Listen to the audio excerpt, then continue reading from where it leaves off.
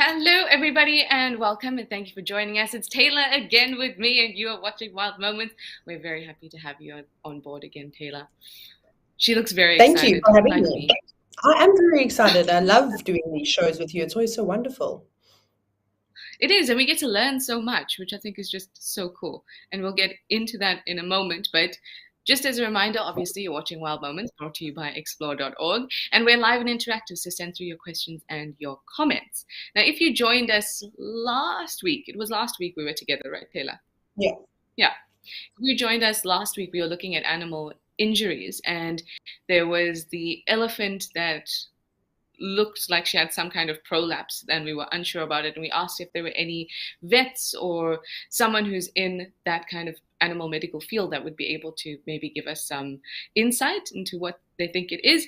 And huzzah, Tris Vissop, I'm so glad to know more about you. So you are a vet, which is really cool because you gave us a bit of a professional opinion on what that was, and you did confirm that it was a vaginal prolapse. And you also said that that's something that both African and Asian elephants can suffer from, and luckily it's rare, but it could be associated with age or birthing. So I think that's really cool. Thank you so much for that little tidbit, and it helps us a lot. And it's also cool to know because I know that you watch fairly often, so you can please feel welcome to send through other tidbits. Yeah, do we have a direct Thank contact so we can send our questions through? Exactly. See, you've opened a Pandora's box now, Tris Vissop. But I hope that you are happy to have us constantly message you. Not about animals at home, though, about wildlife. Anyway, Rolling Trouble, you say hi, Trishala and Taylor from Washington. Dear NC, you say good morning, Trish and Taylor from Seattle. You're ready with your coffee and the sun is coming up. That is fantastic. And then we have No Name. Hello, No Name. You say good morning. Is Typhoon Freddy still impacting South Africa? I read that this is the longest lasting typhoon in history. I must say I haven't heard too much about it being in the Western Cape with very little effect of it at all. How about up there? Pick me. Yeah, so what is today? Today's Thursday. It was on Wednesday that it pretty much like dissipated. It was back over Mozambique again. So it came from south of Indonesia, all the way Madagascar, Mozambique, then back to Madagascar, then back to Mozambique. But finally it has subsided. And then we sort of experienced, I suppose, from Hoedspruit north all the way up to north of the Pafuri region in the Kruger National Park. So right on the border of Botswana and Zimbabwe. We had some rain on Monday evening and on Tuesday. Lots of big clouds building up. So I suspect that that was just the tail end of that weather system finally saying goodbye. I mean, as much as the bush would have loved all of that water, to have some gaps between it as always. It was crazy. Yeah, Hoedspruit was drowned with water. We don't need any more. So I'm kind of glad to be like, thank you so much for topping up our dams, and we'll definitely last through winter. We'll see you next year, maybe. Well, at least it's gone now, and you can look forward to a little bit of drier weather and possibly be able to off-road a little bit more. Mindy Tilapau, you say Trish and Taylor today. Yay, the dynamic duo. Why, thank you. I think we are quite dynamic, and we are a duo. Dan Powers, you say hi all and a thank you to you and I, Taylor. Thank you very much. Thank you to all of you for joining us. So today we're going to get through one of my favorite characters. It's Monty the Python. So we're going to have a look at 2 clips from him. Well, not from him, of him. And so that'll be the first one, first and second, and then we'll go through the next. But let's get going and watch this first one.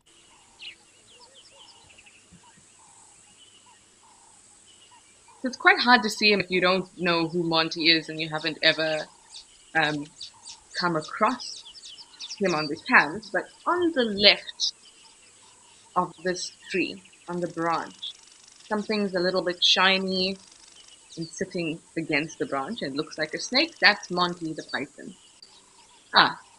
You should wait. That's unbelievable. Look at that crypto camouflage there. Oh, here's a slow-mo. Yeah.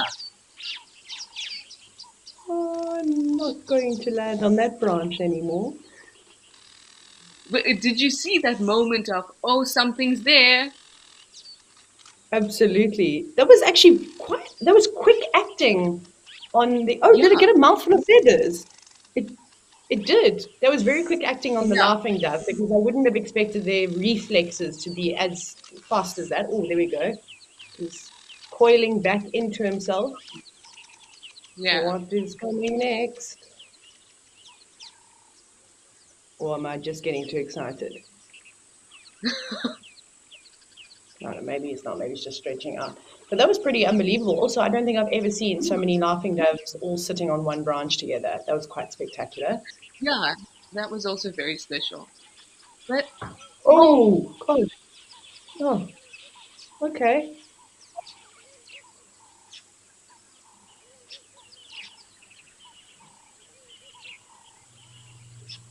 Wowee. That is a fast-acting snake. and look how quickly he's coiled around that. I mean, off he goes as well. But that was really, there's so much happened there. We wouldn't have been able to see that if we didn't slow that down. How amazing was that? That was so spectacular. I don't, people talk about, not many reptiles being able to produce sounds like in the literal sense. Obviously, they can pass air Yeah. and create a or whatever sound. That's not true. Apparently, pythons make this sound when they've caught something in a tree. Afterwards, when they hit the ground. Oh, it was a joke. Trish didn't think my joke was funny. Sorry, everybody. This will be the No, last I time loved that it. I thought it was a joke, and then I was like, no, no, no. I haven't No, I'm heard just Taylor teasing. say a joke before. Let me just They wait. don't. Also, she No, has a I don't snake joke. around, so she probably just read something really cool. Yeah, I'm sitting with my snake book. Johan Murray is like the leading snake researcher in South Africa. Says that. No, he doesn't say that. Don't quote me. That was quite spectacular, though. Have you in real life ever seen a python? I say real life. That's obviously real life, but like in person, seen a python catch anything before? No, No, me no, neither. and I always certainly not in a tree.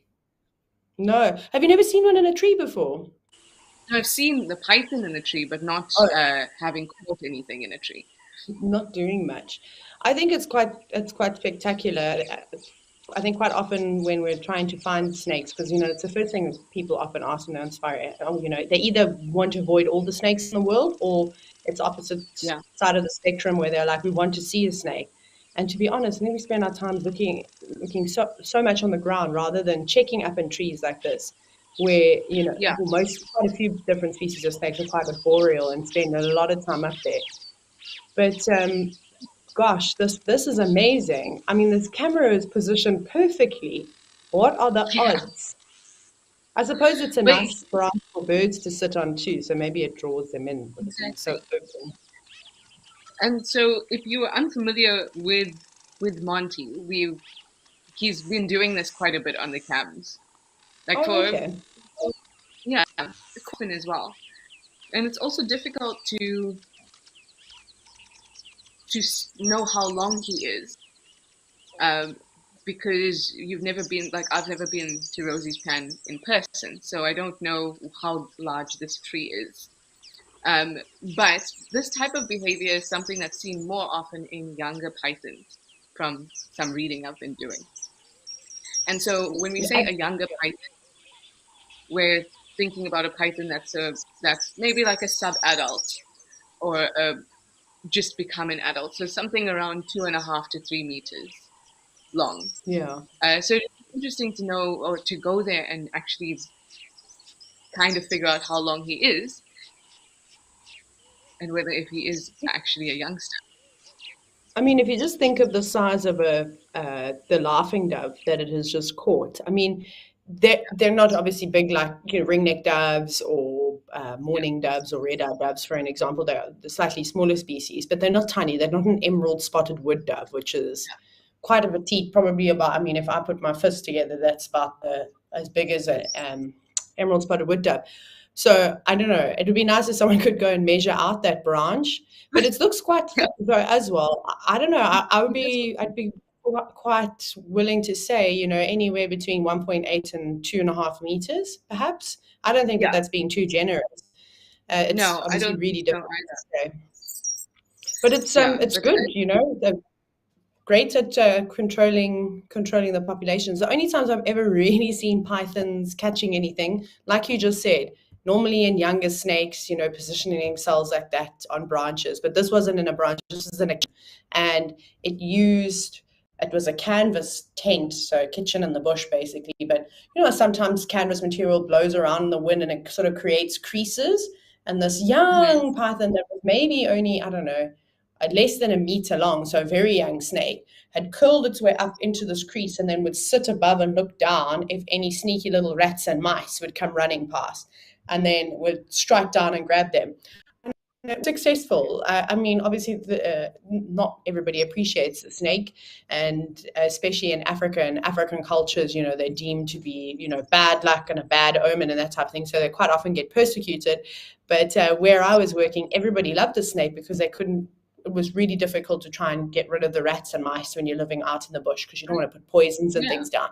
So it was a great biological control for this thing. And this thing would eat like 2 or 3 rats in an evening. It just didn't stop, and then would disappear during the cooler months, and then summer it was back in it. It was great.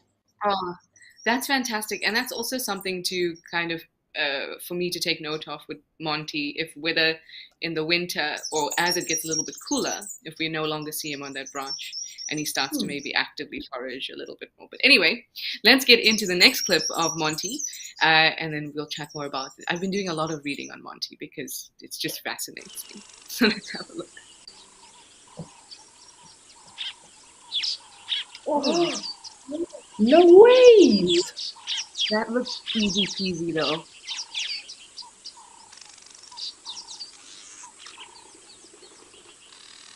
Oh, that hornbill didn't even have a chance to react.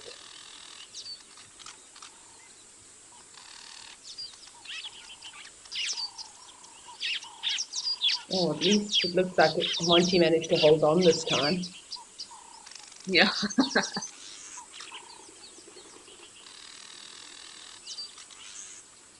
It was obviously quite interesting the way that they constrict their prey. There's so many myths and legends that I suppose are attached to snakes, and one of them that I remember as actually a kid, and I think it was my dad that told me this, I can't remember, was that when a python catches its prey, it needs to have its tail, the end of its tail hooked onto a branch or some kind of structure in order to constrict its prey properly. And my dad also used to tell me that their bones and everything would just be crushed, which is obviously not particularly true, especially with larger predators.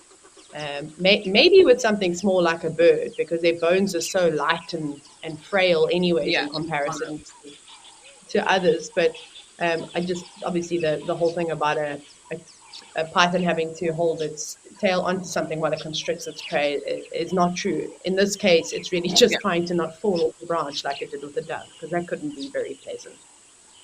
Yeah, and then also if you are going to fall off, you might lose your prey. So it just makes sense to, I don't think one excludes the other. If you don't hold on, you're not going to get prey, but it's going to be a little bit riskier because you might fall off and drop your prey. Absolutely. So he's been, I can't even count how many times we've managed to capture him doing this, but he's been doing it consistently, which is just amazing because obviously he knows on some intellectual level, and I'm using that word purposely, that he is successful at hunting when he's on that branch. Yeah. Because he's done it so often. And essentially he's mimicking the branch, right? So apart from just sitting in a good position to ambush, he's mimicking, it's in a way aggressive mimicry, because he's increasing his chances of getting prey by pretending to be something else. I know pretending a little bit not that accurate a word because I can't know that for sure because he is a snake, so he looks like a log anyway. But it is something to consider. It makes me very excited. I think so too. I don't think we give wildlife enough credit, or animals in general, enough credit for being able to, I don't know, process things. And I'm always so excited as to how technology is developing to be able to do similar tests they do on humans and do them on animals, and really understand their cognitive ability. I know they've done extensive research on things like dolphins and primates and elephants and that type of thing. But it'd be quite interesting, like this is so special. Like you say, where in the world do you get to see a snake? And I'm sure this happens in other places, but the fact that there's a live camera placed perfectly in that exact spot without prior knowledge to it, and then being able to see it over and over is quite epic. It'd be quite interesting to do a tally and sort of keep track of how often he has, been Absolutely not. successful in a day, how many times he strikes, what were the weather conditions, and put all that Exactly. together. I love that. We need to talk about this a little later because Really that's got to raise exactly his. what Anyway, we've been chatting along, and we have a whole lot of hellos coming through still. Amber Co, you say thank you, Trishala and Taylor. Looking forward to today's program. Thank you, Amber. Mary Momo, you say hi, ladies from Hot Spring, Arkansas. You're with your extra large water today. Coffee time changed with the coffee time changed with the time change. I think water is always a good option. Yeah. Rolling Trouble, you It's say this is so awesome. It is really, really awesome. Sorry, Taylor. No, I was just saying, I think because I had a big gulp of my water just now. It's so hot here. I think it's like 35 degrees today, or 35 degrees Celsius. So it's warm. Yeah, water is good. And then we have Mary Momo says, love the slow motion. Absolutely, truly amazing. That's when we really get to see the movement of his jaw. You can really, I mean, pythons can open up their jaw, I think like 130 degrees or something like that. So that's pretty wide. And then also in slow-mo, you can see the width of the jaw, and then you can also see how he projects himself forward and at the same time begin to coil his body. It's just amazing. Robin, you say that was amazing, of course. And then Robin says it's quite scary too. Zygote has said that Zygote's seen a zebra chasing a cobra, not a zebra. A cobra chasing a frog. That's very cool. Epic. That's amazing. Yeah. And then Rolling Trouble agrees with you, Taylor. These webcams, this is why the webcams are absolutely great. Definitely. We've got one question from Gigi, then we'll move on to the next clip. Gigi, you'd like to know if Monty is a boy?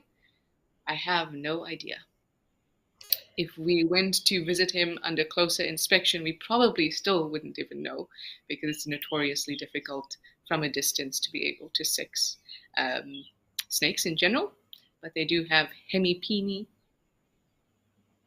I like the word. But you're only going to see that if they're going to mate, or they're feeling like they want to mate, and that window is small. I don't think we'll be able to tell. But if we take a measurement of him and he's exceeding 4 meters, then it's probably a male. But I don't think he is. I don't think that he would be exceeding 4 meters. So Monty is just a name we gave him. Monty is great, though. It's unisex for sure. Yeah. Sorry. I think Monty is a good name too. Zygote, you say you've seen a sawtooth viper drop on bed after eating a sparrow chick. Wow. A lot going on there. Yeah, there's a lot going on. All right, let's go on to the next clip. It's a wonderful clip from Tal, and it's a very cool bird. One that I actually haven't seen in person. Ooh. How beautiful. It's a Kori bustard, everyone. Oh, no, wildebeest. Oh, friends forever.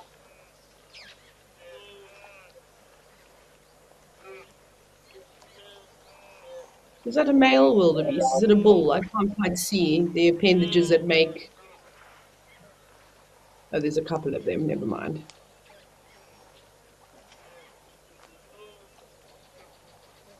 They don't seem too bothered by each other, which is nice. I mean, obviously, the Kori bustard did push out its feathers a little bit, but other than that, they seem to coexist quite happily. Absolutely. I think wildebeest is just quite... Well, a lot of mammal species are very curious. Look at this. Oh, we're coming over for seconds. He's sort of saying, back off. I'll pick you. I'll show you that I can be a turkey, a big, aggressive turkey if I want to. This is a really good size comparison because of a wildebeest, which I think most people are familiar with how large a wildebeest is. It's not a small animal, but you don't really understand the perspective when you see a picture of a Kori bustard and you know how large they really are. But I'm sure most of you know it's the heaviest flying bird. They're enormous. Have you ever heard one land or one take off, Trish? No, I don't think so. I've never seen one in oh no, I did see one in Swallow, but it was from a distance. Yeah. No, but these It's, things are huge. they're massive. And so it is a male wildebeest. I wonder though, because you know what animals are like when pans are sort of starting to dry up, although it looks a bit green in the background, but how protective certain animal species can be around watering holes. Either that or this wildebeest is just having a bad day and taking all of his frustrations out on this day. What are you doing? I don't know.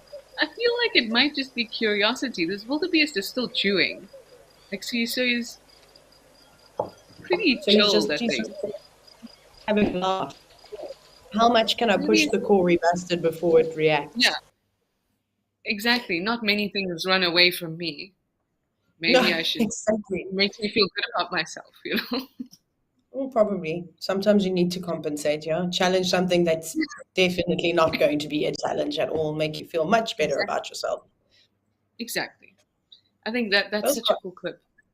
yeah, Yeah, there was an amazing interaction. I mean, we see lots of birds and mammals interacting. I mean, like oxpeckers and egrets, and I mean, there's a long list of other birds that we can sort of talk about. But I've never seen those two species interacting. And to be honest, I never really thought that their paths would really exactly. cross like that. I don't even think I've seen a Kori bustard going down to a water's edge before. It's always like in super arid, dry areas, middle of Yeah. nowhere.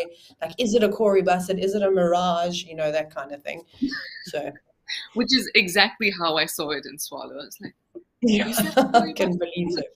Because the horizon is behind it and it's beating down with the sun, and there's this It's shimmering going on. But it just was. you see one of those, like, oh my gosh. Yeah. Yeah. Well, I'm glad you got to Um, see one at Swallow. from a distance, but this was epic. That display was amazing. In Zygote, you say that exact thing. You say that display was fantastic. It was, and I mean, it's already such a large bird. It's what, about 15 to 18 kgs, something And around they're there. huge. No, they're Yeah, really big. That's about right. and on top of that, you're puffing yourself up. And you saw, compared to that, to the wildebeest, it was like it was not small. It could No. almost, if you put three Kori bustards next to each other, it almost looked like the size, the shape of the wildebeest. Yeah. How Um, many Kori Kauru, bustards does it take to fight a wildebeest? No, I don't know. Sorry, that's just a question. Or there's a question. thank you. That's something I'm sure plenty people will watch. We just need to find the right footage. Maybe that one will come back with its friends.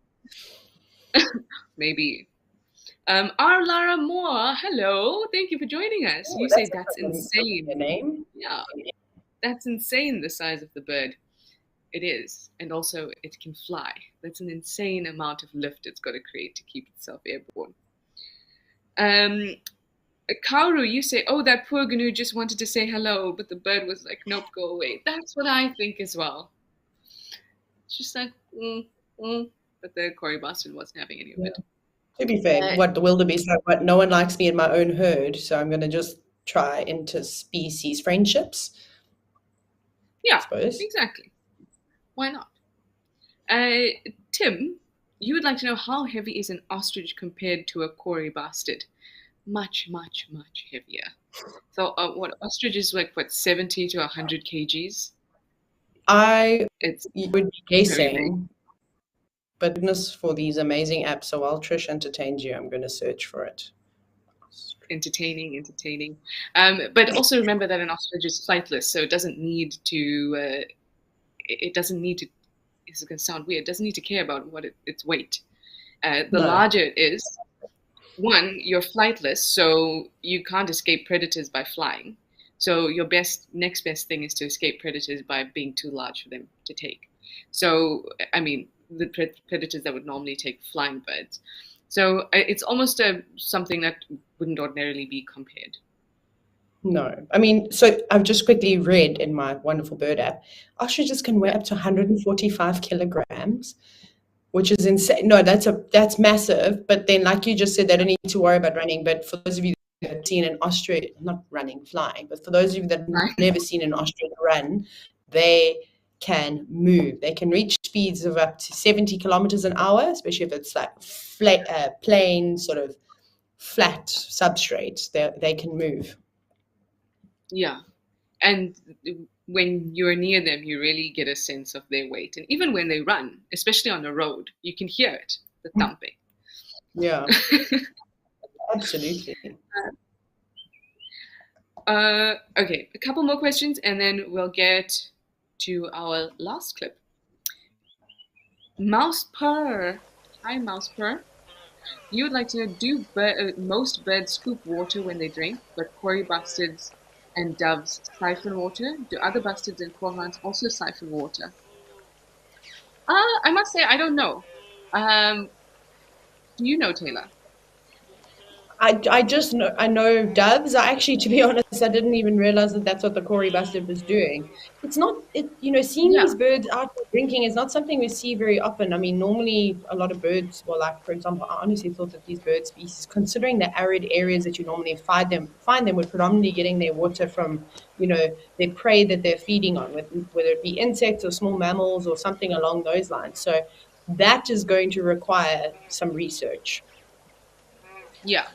But I think that's a cool point because how animals drink, it seems like such an important thing to and straightforward thing to drink water, but actually it can be quite complex, whether it has to do with the vacuum you can create in your mouth, whether you're siphoning, whether you're uh, licking or lapping the water, uh, or whether you're, tipping your head and drinking.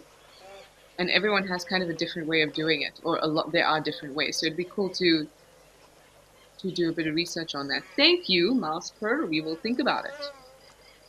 Kaoru, you wanted to know why would it be afraid of the gnu? It's not really afraid as much as it is about personal space. When I say Yeah. personal space, I don't mean personal space like your and my personal space, but not wanting to be interfered with because the Kori bustard is not thinking, oh, this canoe looks friendly. It's going to have the same response for any animal that approaches it that is not a Kori bustard of the opposite sex, pretty much. I completely agree with you. I think it, like you just said, I think it's very much a curiosity thing. And but the problem is that if that Cory bustard were to allow that wildebeest to get too close, then it can't get away if it decides that it's going to run and trample the bird, for an example, or whatever might Yeah, happen. So like you said, not quite personal space, but animals have comfort zones, and you actually see yeah, that quite nicely when you're on foot or you're in a safari vehicle. Every animal, depending on their relationship or how they see vehicles and humans, is going to react in a different way. So, some herds of impala might be quite happy that you can drive right past them just a few meters away and they don't even lift their head up. Well, they might lift their head up and look at you, but they don't move.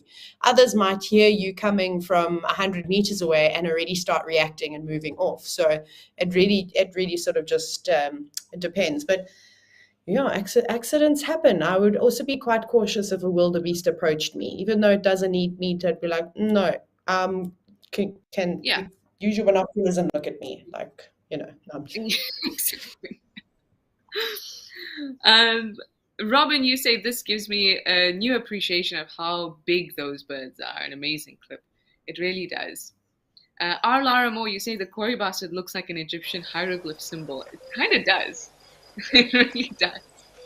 Interestingly, many of our birds are in ancient Egyptian hieroglyphs, like sacred ibises were huge in ancient yeah, Egypt. They even had like ceremonial chambers for ibises, and people would be buried with the unbelievable. ibises. And then in Anyway, Australia, we they call them bin chickens yeah, exactly. because they hang around Uh, the rubbish. exactly. I've had a chip or two stolen by an ibis before in Australia. It happens, Not shocked. but better than being swooped by a magpie, to be quite honest. Yeah. uh, anyway, our last clip before we say goodbye. This is from Tal, and it's a wild dog who has. Oh, read that wrong. The wild dog did not catch a croc. Instead, the wild dogs are watching a croc that has caught a meal.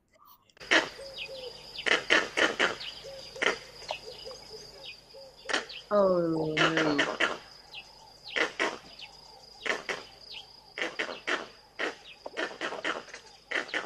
What you're hearing in the background are there with monkeys alarm calling.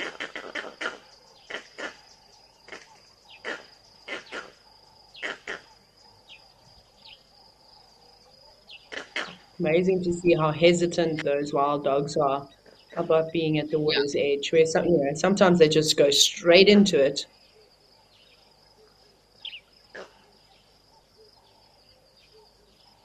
I mean, also the water here is pretty murky and there's lots of vegetation. It's very difficult to see what's going on.